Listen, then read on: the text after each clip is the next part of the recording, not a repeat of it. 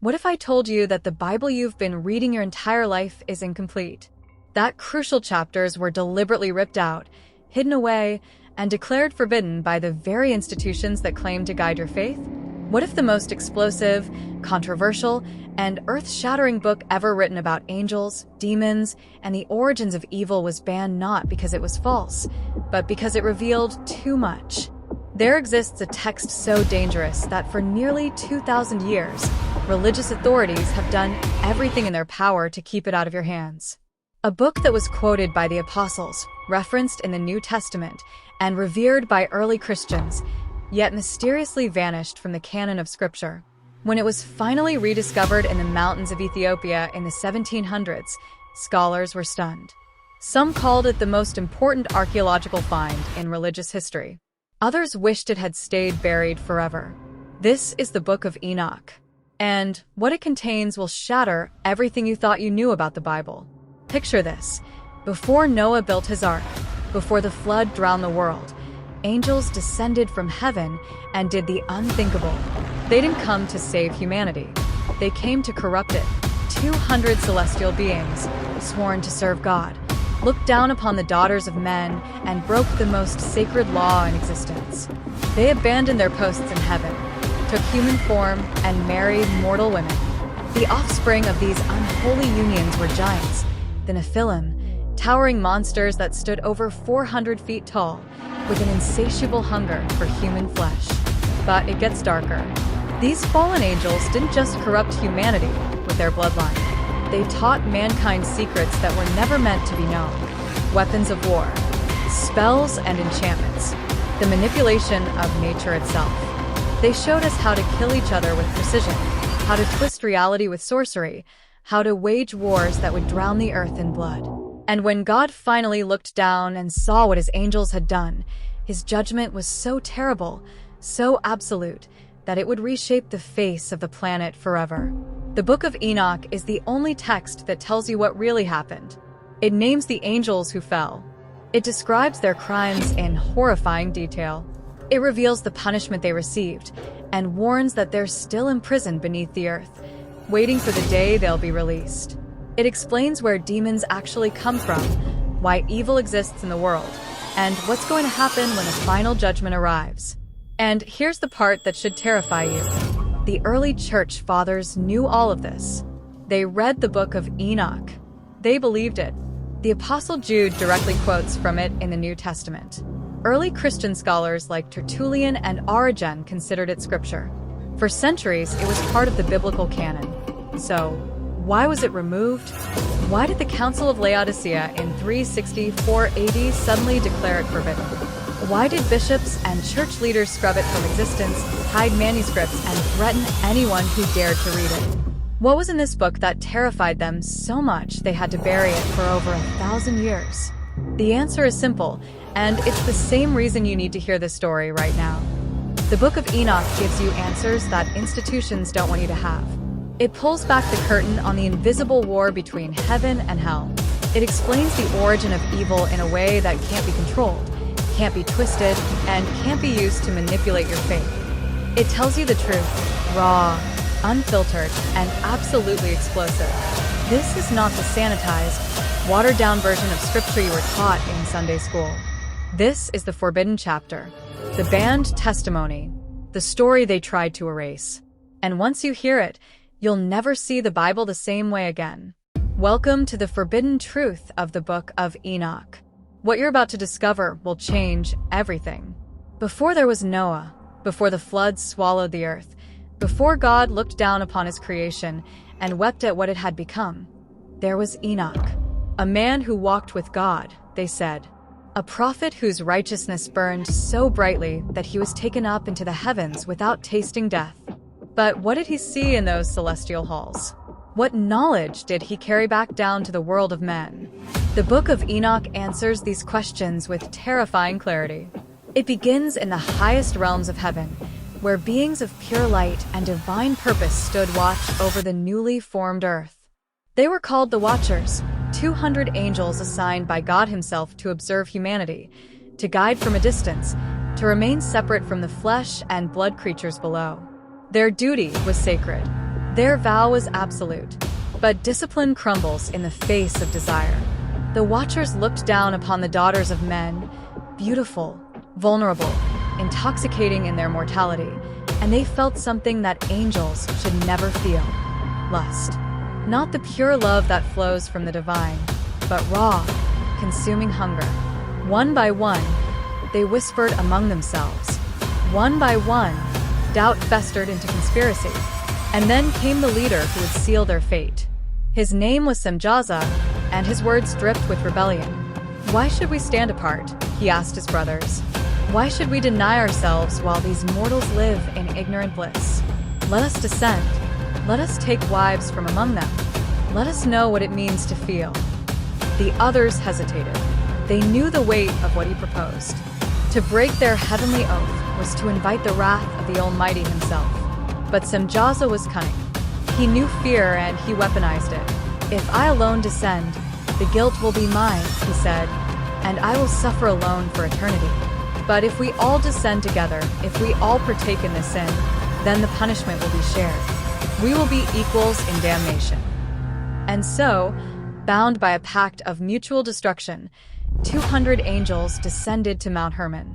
They shed their celestial glory and draped themselves in flesh. They took oaths upon that cursed peak, swearing to see their rebellion through to the end, whatever the cost. Then they chose their brides. The unions were immediate and unholy.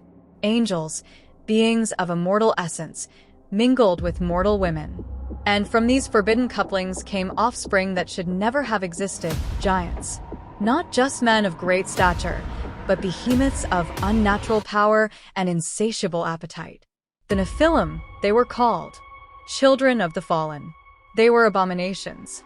These giants grew to monstrous heights, some texts claiming they reached 300 cubits, over 400 feet tall, towering mountains of flesh and rage. They devoured everything in their path: crops, livestock, entire villages. Nothing satisfied their hunger. And when the food ran out, they turned on humanity itself. Men became their prey. Blood became their drink. The earth groaned under the weight of their violence. But the corruption didn't stop there. The Watchers, no longer bound by divine restraint, began to teach humanity things that were meant to remain hidden. Azazel, one of the most powerful among them, revealed the secrets of war. He showed men how to forge swords, how to craft shields, how to turn metal into instruments of slaughter. He taught them the art of cosmetics and adornment, sparking vanity and seduction. He unveiled the mysteries of jewelry, turning stone and metal into objects of greed and envy.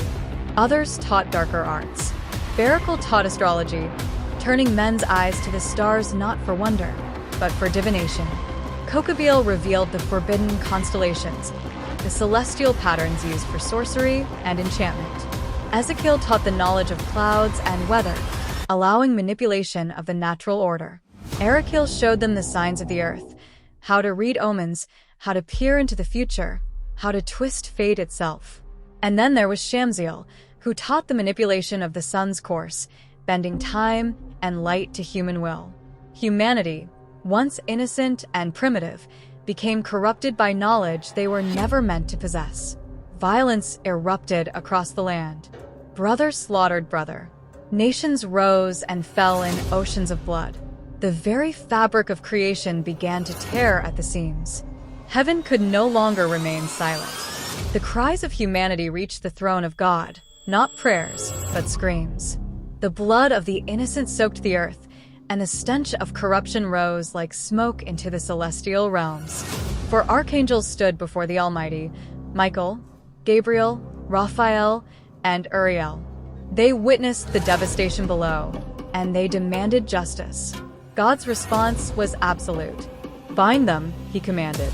Raphael was sent first, tasked with chaining Azazel in a pit of jagged stones in the desert of Dudiel. There, in eternal darkness, Azazel would remain until the day of judgment, his screams unheard, his rebellion crushed beneath the weight of divine wrath. Gabriel was dispatched to destroy the Nephilim. The giant children of the Watchers would be turned against each other, forced to slaughter one another in a war of annihilation. No mercy, no survivors. The earth would drink their blood until the last giant fell. Michael was given the cruelest task of all. He descended to Semjaza and the remaining watchers and delivered God's judgment. They would be forced to watch as their children tore each other apart.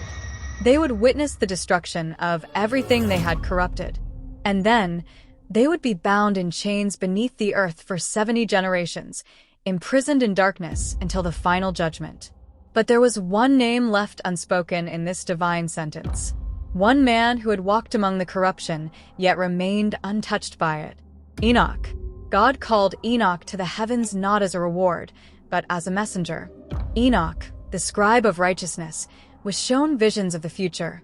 Visions of the flood that would cleanse the earth.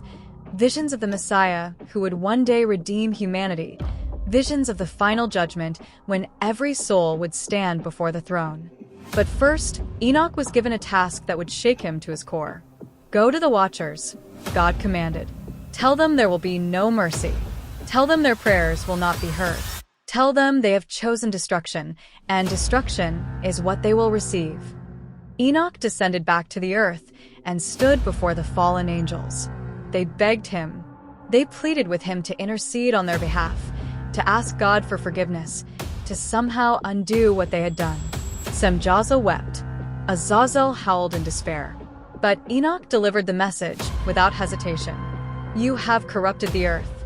You have mingled the eternal with the mortal. You have unleashed chaos upon creation. There is no forgiveness for what you have done. Your fate is sealed. And with that, the judgment was set in motion. The flood came, as it was always destined to. Waters rose from the depths and poured from the skies, swallowing cities, mountains, and every living thing that drew breath. Only Noah and his family survived, chosen to carry humanity forward into a cleansed world. The Nephilim drowned. The corruption was washed away. But the watchers remained, buried beneath the earth, screaming in the darkness. And Enoch? He was taken up into heaven once more, never to die, never to be forgotten. His book, the testimony of what truly happened before the flood, was passed down through generations. The Ethiopians preserved it. The early Christians revered it. But as the centuries passed and religious institutions sought control over doctrine, the Book of Enoch became inconvenient. It spoke too freely of angels and their failures. It revealed too much about the nature of evil. It gave humanity answers that those in power preferred remained shrouded in mystery. So they removed it. They called it apocryphal. They buried it beneath dogma and institutional fear. But you can't kill the truth. The Book of Enoch survived, hidden in monasteries, whispered in secret circles, studied by mystics and scholars who refused to let it fade. And now, in the modern age, its words have resurfaced, demanding to be heard once more. Because the story it tells isn't just ancient history. It's a warning. The Watchers are still bound beneath the earth.